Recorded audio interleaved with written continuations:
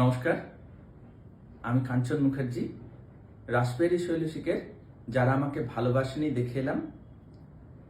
Expert comments কিছু দিতে পারবো না, তবে আমার তো দারুণ লেগেছে। রিসেন্টলি বিদেশে একটা 3D ভার্চুয়াল রিয়েলিটির শো দেখে এসেছিলাম। সেটা একটা অদ্ভুত নাটক। আমার মনে হয়েছিল আর্ট অ্যান্ড টেকনোলজির একটা অদ্ভুত মেলবন্ধন। তো এখানেও পরিচালক দেবাশিসের নির্দেশনায় যেটা তৈরি হয়েছে সেটা কম কিছু নয়। পদ্মনাভ এবং বাকিদের অভিনয় দক্ষতার গুণে এবং পরিচালকদের উদ্ভাবনী ক্ষমতার জেরে একটা অভাবনীয় কাজ হয়েছে।